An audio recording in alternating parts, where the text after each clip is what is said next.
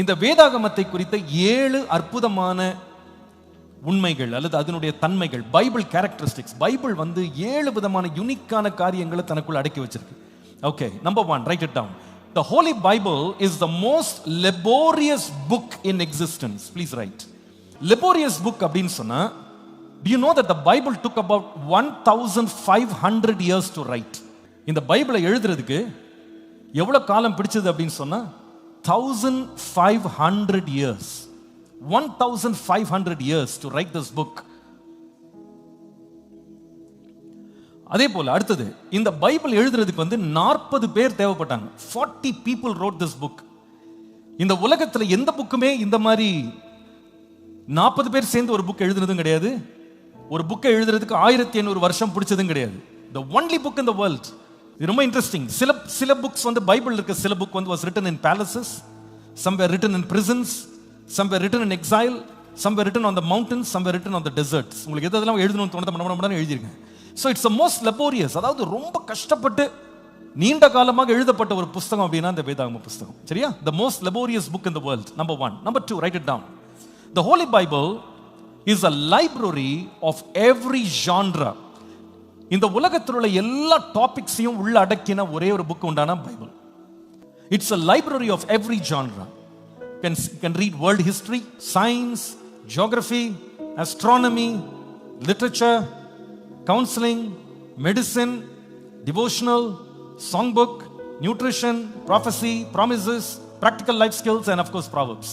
இது எல்லாம் உள்ளடக்கி ஒரே புக்குக்குள்ள, written for 1500 years by 40 people. Amazing, is it not? Amazing collection. It's a huge library. இதற்குள்ள எல்லா சப்ஜெக்டும் உள்ள அடங்கி இருக்கு. சரியா? All right. Number 3, third beautiful characteristic of the Bible என்ன தெரியுமா? The Bible has been the most loved book in the world. The Bible has always been the most loved book in the world. Number 3, the most loved book in the world. இந்த உலகத்திலேயே அதிகமான copies விற்று தீர்ந்த ஒரே ஒரு book by for Bible மட்டும்தான். அதை இதுவரைக்கும் யாரும் பிரேக் பண்ணவும் இல்லை. By all chances nobody can even break it. அதை யாருமே இதுவரைக்கும் பிரேக் பண்ணதில்லை, இனி பிரேக் பண்ண போறதும் இல்லை. For the past 1500 years it has been always the best seller. நம்ம ஊர்ல எல்லாம் நியூயார்க் பெஸ்ட் செல்லர்ன்றாங்கல்ல, இது வந்து 1500 years பெஸ்ட் செல்லரா இருந்திருக்கு. It has been copied, handwritten, printed, name what, digitized, made into video, made into audio, எல்லா விதமாகவும் அதை வந்து பண்ணியிருக்காங்க. உலகத்திலே அதிகமாக டிரான்ஸ்லேட் பண்ணப்பட்ட புக் ஒரே புக்னா பைபிள் மட்டும்தான். Entire world, the only most translated book in the Bible in the world is the Bible. You know, இந்த பைபிளை வந்து டிரான்ஸ்லேட் பண்றதுக்கு வந்து people have given their lives. சில பேர் கொல்லப்பட்டிருக்காங்க டிரான்ஸ்லேட் பண்றதுக்காக. The Bible is the most smuggled book in the world. You want to write it down. Smuggle பண்ணதுல அதிகமா ஸ்மகிள் பண்ண ஒரே ஒரு புக் வந்து உயிரே பணைய வச்சுட்டு இந்த பைபிளை வந்து மறைச்சு கொண்டு போனதுல உலகத்தில் எந்த புத்தகமும் இதை போல இல்லவே இல்லை. ஓகே, நீங்க கையில வச்சிருக்கீங்களா இந்த பைபிள்? இந்த பைபிளை வந்து கிட்டத்தட்ட 3000 இயர்ஸ்க்கு முன்னால் இருந்தவங்க இதே புக்கை படிச்சிருக்காங்க. Can you imagine that? King David first part of the Bible அவர் படிச்சிருக்காரு. நீங்க வாசிக்கிற Genesis, Exodus, Leviticus, Numbers இருக்குல்ல, அதான் லான்னு சொல்றோம். இந்த லாவை வந்து கிங் டேவிட நம்ம பார்க்காம இருக்கலாம், ஆனா அவர் வந்து ஒரு காப்பி வாங்கி அவர் படிச்சிருக்காரு. So you come in a big tradition, ஒரு பெரிய லெகசில நீங்க வர்றீங்க. The most loved book in the entire world is the Bible. All right. Number 4, the Bible is the most lasting book in the world. உலகத்திலேயே நீண்ட காலம் தொடர்ந்து வாழுகிற ஒரு புத்தகம்னா இந்த பைபிள் தான். இந்த உலகத்தில் நிறைய பேர் நிறைய புக் எழுதினாங்க, நிறைய புக் வந்து காணாமலே போயிடுச்சு. It has been lost, it has been burnt, it has lost favor. அதை இப்போ no longer in print அப்படின்னு சொல்லுவாங்க. ஆனா பைபிள் மட்டும்தான் for almost 3000 years still in print, still not lost. நீங்க கையில வச்சிருக்கிற பைபிள் வந்து அவ்வளவு வேல்யூபிள். All right, okay. ஆனா இந்த பைபிளை வந்து கையில வச்சிருந்தா உங்களை கொன்றுவோம்னு சொல்லி நிறைய பேர் ரூல்ஸ்லாம் போட்டாங்க. டயோக்ளீஷியன் ஒருத்தர் இருந்தார், அவர் சொன்னார் ஒரு காப்பி நீங்க வந்து பைபிள்ல கையில வச்சிருந்தீங்கன்னா you will be burned alive ன்னு சொன்னாரு. But still the Bible survived. Okay, அதே போல டயக்லிஷியன் என்ன சொன்னார்னா, இதை வச்சிருக்கவங்களை நான் எரிச்சிருவேன்னு சொன்னதுனால நிறைய பேர் வந்து பைபிள் எல்லாம் கொண்டு வந்து கொடுத்துட்டு அதை எரிச்சிட்டாங்க, பைபிளை எரிச்சிட்டாங்க. அப்போ அவர் சொன்னார், என் எம்பையர்லேருந்தே நான் டோட்டலாக வந்து பைபிள்ஸ் எல்லாம் நான் டெஸ்ட்ராய் பண்ணிட்டேன், இனிமேல் உலகத்தில் ஒரு காப்பி ஆஃப் த பைபிள் கூட இல்லைன்னு அவர் வந்து சாதிச்சார். ஆனால் அதுக்கப்புறமா வந்து கான்ஸ்டன்டைன் ஒரு எம்பரர் வந்தார் ரோமில் வந்து, அவர் வந்து கிறிஸ்டியனாக மாறினார். மாறிட்டு அவர் ஒரு காரியம் ஒரு நாள் சொன்னார், யார் யாரெல்லாம் கையில் பைபிள் வச்சுருக்கீங்களோ அவங்க வந்து என்கிட்ட சப்மிட் பண்ணிங்கன்னா நான் வந்து உங்களுக்கு ஒரு பெரிய ரிவார்ட் கொடுப்பேன் அப்படின்னு சொன்னார். அவருக்கு முன்னால் இருந்த எம்பரர் சொன்னார், கையில் வச்சுருந்தா எரிச்சு போட்டுருவேன். அதனால் எல்லாரும் கொண்டு வந்து கொடுத்துட்டாங்க, எல்லாத்தையும் எரிச்சிட்டாங்க. அவர் சொன்னார், எல்லாருமே எல்லா பைபிளையும் அழிச்சுட்டேனாரு. ஆனால் அதுக்கு அடுத்த வந்த கான்ஸ்டன்டைன் அப்படின்ற எம்பரர் வந்து, யாராவது வந்து பைபிளுடைய காப்பி வச்சிருந்தீங்கன்னா கொடுங்க, உங்களுக்கு நான் நல்ல ரிவார்ட் கொடுப்பேன் அப்படின்னாரு. ஆச்சரியம் என்ன தெரியுமா, 25 ஹவர்ஸ்க்குள்ள 50 காப்பி ஆஃப் பைபிள் அவர்கிட்ட கொண்டு வந்து நிறைய பேர் கொடுத்துட்டு போனாங்க. அப்போ அர்த்தம் என்னன்னா, ஒரு பெரிய எம்பரர் டயக்லிஷியன் கூட இந்த பைபிள் அழிக்கவே முடியல. and it still survives today. சில கண்ட்ரீஸ்ல பைபிள்ஸ் ஆர் பேண்ட் இன்னைக்கு ஆக்சுவலா, but still they cannot destroy it.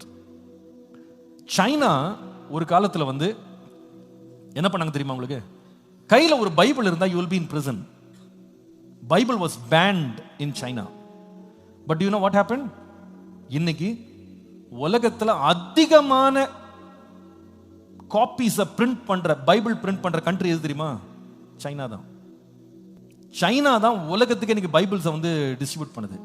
ரீசெண்டாக ஏதாவது நீங்கள் பைபிள் வாங்கியிருந்தீங்கன்னா அது பின்னாடி திறந்து பார்த்தீங்கன்னா அதில் போட்டிருக்கோம் பிரிண்டட் இன் சைனான்னு போட்டிருக்கோம். So amazing. ஆண்டவர் எப்படி மாத்துறாரு பாருங்க. Number 5, the Bible is the most loyal book in the world. The Holy Bible is the most loyal book in the world. Loyal அப்படின்னா உண்மை. எழுதுங்கப்பா, எழுதுங்க. The most loyal book in the world. ரொம்ப உண்மையாக காரியங்களை present பண்றதுல Bible போல வேற ஒன்றுமே இல்லை. லாயல் ஏன் நான் சொல்றேன் அப்படின்னா, பைபிள் வந்து உண்மையை உண்மையாவே தான் பேசும். ஒரு கேரக்டரை வந்து குளோரிஃபை பண்ணும், அந்த கேரக்டரை வந்து அவங்க செய்யற தவறுகளை கூட மறைக்காம சொல்லும். டேவிடை பத்தி பயங்கரமா குளோரியஸா கொலையத்தோட சண்டை போட்டாருன்னு சொல்ற அதே பைபிள் தான் பத்ஷெபாவோட தப்பு பண்ணாருன்னு எழுதிரும். ஸோ ஒருத்தர் நல்ல பர்சனாலிட்டின்றதுக்காக அவங்க செஞ்ச தப்பெல்லாம் மறைக்கிறது பைபிள் கிடையாது. It's very loyal. அது உண்மையை தவிர வேறு ஒன்றுமே பேசவே பேசாது. It talks about choices, consequences. It talks about blessings and punishments. It talks about success and failures of people. எல்லாத்தையுமே இருக்கிற வண்ணமாக லாயலா பேசும். Number 6, the Holy Bible is a world changing law book. இன்னைக்கு வரைக்கும் வெஸ்டர்ன் சிவிலைசேஷனுடைய ஃபவுண்டேஷன் என்னன்னு கேட்டா, அவங்களுடைய ரூல்ஸ், ரெகுலேஷன்ஸ், ஹியூமன் ரைட்ஸ் எல்லாத்துக்குமே வந்து அவங்களுடைய கான்ஸ்டிடியூஷன் எல்லாத்துக்கும், இன்ஃபேக்ட் இந்தியன் கான்ஸ்டிடியூஷன் கூட, which was an influence from the British Empire, அங்கிருந்து வந்தது அது. ஸோ எல்லாத்துக்கும் ஃபார்மேட் பார்த்தீங்கன்னா it comes from the Bible. World கான்ஸ்டிடியூஷனை வந்து இன்னைக்கு வரைக்கும் டிரான்ஸ்ஃபார்ம் பண்ற ஒரு சக்தி உண்டான அது பைபிள். உலகத்தினுடைய ரூல்ஸ்ல இருக்கிற மேரேஜ் பத்திய rules, family life, welfare given by the government, இது எல்லாமே எங்கிருந்து வந்துச்சுன்னு சொன்னா ஃப்ரம் த பைபிள். ரொம்ப அற்புதமான ஒரு புஸ்தகம். உலகத்தினுடைய ஷேப்பே திங்கிங்கே மாற்றினது வந்து பைபிள் தான். இன்ஃபேக்ட் 1901 இருந்து 2000 வரைக்கும் நோபல் பிரைஸ் வாங்கினவங்க இருக்கிறாங்க பார்த்தீங்களா. அந்த நோபல் பிரைஸ் வாங்கினவங்ககிட்ட போய் ஒரு பேட்டி எடுத்த போது அவங்க சொன்னாங்களாம், கிட்டத்தட்ட 65%, 65% of Nobel laureates from 1901 to 2000 said, 65% of them said the Bible has influenced their life and their thinking. அவங்களுடைய எண்ணங்களையும் திங்கிங்கையும் வந்து மாற்றினது வந்து பைபிள்னு சொல்லியிருக்காங்க. Number 7, finally, the Bible is a living and life-giving book. The Bible என்பது அப்படின்றது இன்றைக்கு வரைக்கும் உயிரோடு நம்மகிட்ட பேசுற ஒரு புஸ்தகம். Matthew 4:4 ஜீசஸ் சொன்னாரு, man shall not live by bread alone but by every word that proceeds from the mouth of God. மனுஷன் அப்பத்தினால் மாத்திரமல்ல, தேவனுடைய வாயிலிருந்து புறப்படும் ஒவ்வொரு வார்த்தையினாலும் பிழைப்பான். இன்றைக்கு வரைக்கும் இந்த பைபிள் வந்து it speaks to people, it heals people, it gives life to people, it transforms people. இன்றைக்கு வரைக்கும் பாத்தீங்கன்னா பிரிசனர்ஸ் வந்து இந்த பைபிளை படிச்சுட்டு அவங்க கிரிமினல் ரெக்கார்ட்ஸ்ல இருந்து அவங்க மாறி இருக்காங்க. அவங்க எத்தனையோ பேர் ஹோப் இல்லாம சூசைடுக்கு போனவங்க இந்த பைபிள் படிச்ச பிறகு அவங்க புது வாழ்வு அடைஞ்சிருக்காங்க. எத்தனையோ பேருக்கு இந்த வேத வசனங்கள் வந்து விசுவாசத்தை கொடுத்து அவங்க சுகமா இருக்காங்க. இந்த உலகத்தினுடைய எத்தனையோ பேருக்கு ரட்சிப்பை, பாவத்திலிருந்து விடுதலையை, சாபத்திலிருந்து விடுதலை இந்த வேதாகமம் கொடுத்திருக்கு. எத்தனையோ பேரோட வாழ்க்கையில பயத்திலிருந்து இந்த வேதாகமம் விடுதலை கொடுத்திருக்கு.